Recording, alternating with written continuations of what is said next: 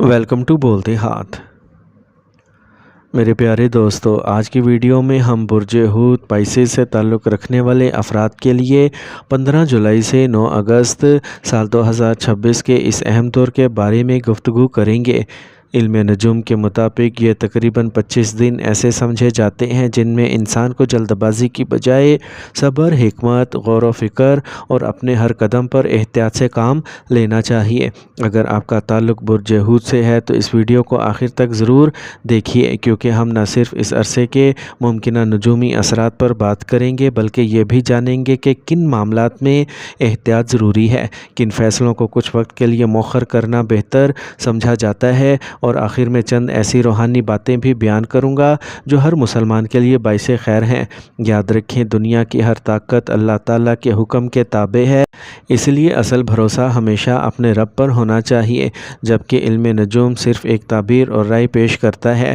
تو میرے پیارے دوستو، مشتری جسے گرو علم، حکمت، فراغ دلی، ترقی، خوش نصیبی اور دور اندیشی کی علامت سمجھا جاتا ہے، جب یہ سیارہ غروب کی کیفیت میں آتا ہے تو بعض ماہرین نجوم کے نزدیک انسان کی سوچ، منصوبہ بندی اور فیصلوں کی رفتار پہلے جیسی واضح نہیں رہتی۔ اس لیے اس عرصے کو ایک ایسے وقفے سے تعبیر کیا جاتا ہے جہاں کائنات گویا انسان سے کہتی ہے کہ کچھ دیر کے لیے رفتار کم کرو، اپنے حالات کا جائزہ لو، اپنی غلطیوں کو پہچانو اور مستقبل کی مضبوط بنیاد تیار کرو۔ اگر پچھلے چند ہفتوں سے محسوس کر رہے ہیں کہ معاملات آپ کی توقع کے مطابق آگے نہیں بڑھ رہے، فیصلے بار بار تبدیل ہو رہے ہیں، یا دل کسی انجانی بے چینی کا شکار ہے، تو اس عرصے میں خود پر دباؤ ڈالنے کی بجائے اپنے معاملات کو سکون سے دیکھنا زیادہ مناسب سمجھا جاتا ہے۔ بعض اوقات انسان جلدی میں ایسے فیصلے کر لیتا ہے جس کا نقصان کئی مہینوں تک اٹھانا پڑتا ہے، اس لیے یہ وقت صبر، خاموشی اور حکمت کا وقت سمجھا جاتا ہے۔ کیریئر کے حوالے سے بھی یہ عرصہ خاص توجہ چاہتا ہے۔ اگر آپ ملازمت کرتے ہیں تو اپنے کام کو پوری دیانتداری سے انجام دیں، لیکن ہر منصوبہ، ہر آئیڈیا اور ہر مستقبل کی حکمت عملی ہر شخص کے سامنے بیان کرنے سے گریز کریں۔ بعض اوقات کامیابی سے پہلے انسان کو ایسے لوگوں کا سامنا کرنا پڑتا ہے جو اس کی محنت کا فائدہ خود اٹھانا چاہتے ہیں، اس لیے اپنی کارکردگی کو مضبوط رکھیں، دستاویزی مکمل رکھیں اور غیر ضروری بحث یا دفتر کی سیاست حتی الامکان دور رہیں۔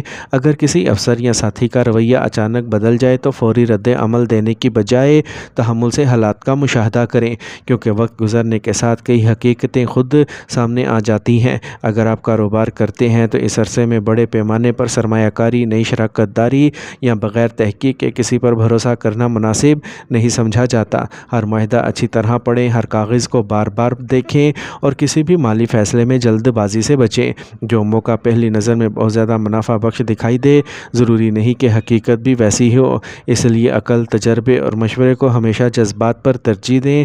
اگر کوئی شخص آپ کو فوری منافع، شارٹ کٹ یا غیر معمولی کمائی کا لالچ دے تو پہلے اس کی مکمل تحقیق کریں۔ مالی معاملات میں چھوٹی سی غفلت بھی بعد میں بڑی پریشانی کا سبب بن سکتی ہے۔ اگر آپ بچت کرنے کی کوشش کر رہے ہیں تو یہ وقت غیر ضروری اخراجات کم کرنے، بجٹ بنانے اور اپنی آمدنی اور خرچ کا جائزہ لینے کے لیے بہتر ثابت ہو سکتا ہے۔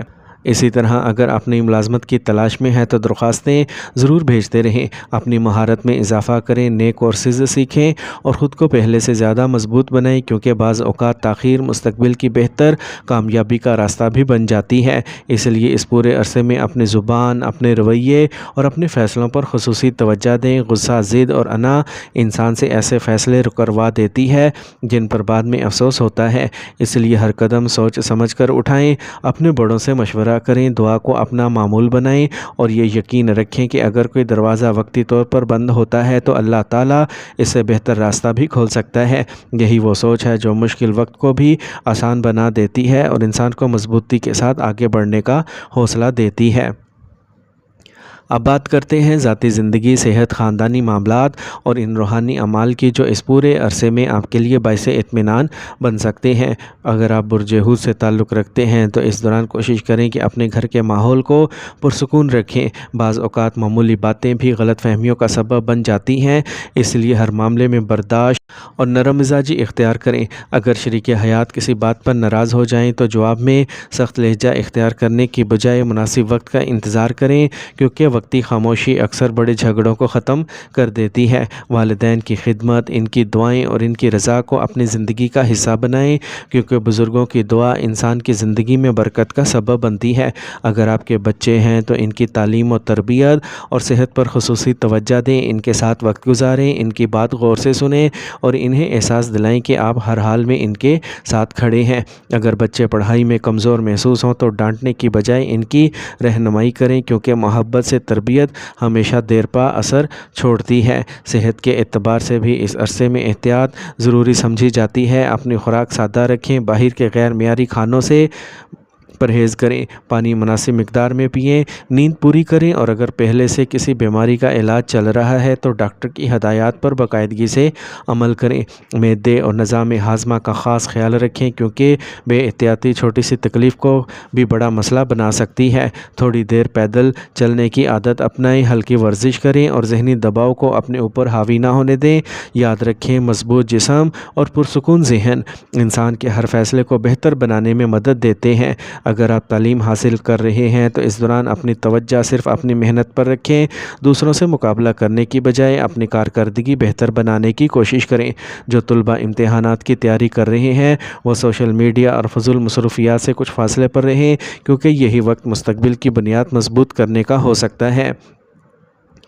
کاروبار کرنے والے افراد اپنے حسابات واضح رکھیں، ادھار دیتے وقت احتیاط کریں اور ہر لین دین تحریری شکل میں محفوظ کریں۔ ملازمت پیشہ افراد اپنی ذمہ داریاں پوری دیانتداری سے ادا کریں اور کسی بھی قسم کی افواہ یا دفتری سیاست سے خود کو دور رکھیں۔ اگر کسی موقع پر ترقی یا نئی پیشکش میں تاخیر ہو جائے تو مایوس بالکل بھی نہ ہوں، کیونکہ بعض اوقات دیر سے ملنے والی کامیابی زیادہ مضبوط اور پائیدار ثابت ہوتی ہے۔ تو میرے دوستو، ایک مسلمان کی اصل طاقت اس کا اللہ تعالیٰ پر توکل ہے، اس لیے ان دنوں میں 5 وقتہ نماز کی پابندی کریں، قرآن کریم کی تلاوت کو اپنا معمول بنائیں اور صبح شام اللہ تعالیٰ کا ذکر کرتے رہیں۔ اول و آخر درود ابراہیمی پڑھ کر روزانہ 313 مرتبہ یا حفیظ و یا سلام کا ورد کریں اور اللہ تعالیٰ سے اپنی جان، مال، اولاد اور عزت کی حفاظت کی دعا مانگیں۔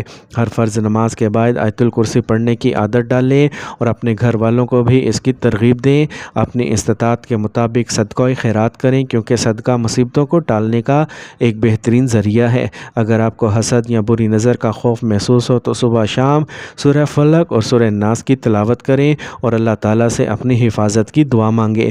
اگر دل میں بے چینی ہو تو کثرت سے استغفار کریں، کیونکہ استغفار دل کو سکون، رزق میں برکت اور زندگی میں آسانی کا ذریعہ بنتا ہے۔ ہمیشہ یاد رکھیں کہ رزق، عزت، کامیابی اور ناکامی سب اللہ تعالیٰ کے اختیار میں ہے۔ انسان کا کام صرف محنت کرنا، درست فیصلے کی کوشش کرنا اور اپنے رب پر کامل بھروسہ رکھنا ہے۔ آخر میں یہی دعا ہے کہ اللہ تعالیٰ آپ کی ہر جائز دعا قبول فرمائے، آپ کے رزق میں برکت عطا فرمائے، آپ کے گھر میں سکون نازل فرمائے، آپ کو ہر قسم کی پریشانی، حسد، آزمائش اور برے اثرات سے محفوظ رکھے، آپ کے لیے آسانیاں پیدا فرمائے اور آپ کے ہر نیک مقصد کو پورا فرمائے۔ تو میرے پیارے دوستو، اگر آپ کو یہ ویڈیو پسند آئی ہو تو اسے ضرور لائک کریں، اپنے دوستوں اور فیملی کے ساتھ شیئر کریں اور اگر ہمارے چینل بولتے ہاتھ پر نئے آئے ہیں تو سبسکرائب کر کے بیل آئیکن ضرور دبا دیں تاکہ آنے والی معلوماتی ویڈیوز آپ تک سب سے پہلے پہنچ سکیں۔ اللہ تعالیٰ آپ سب کا حامی و ناصر ہو، آمین۔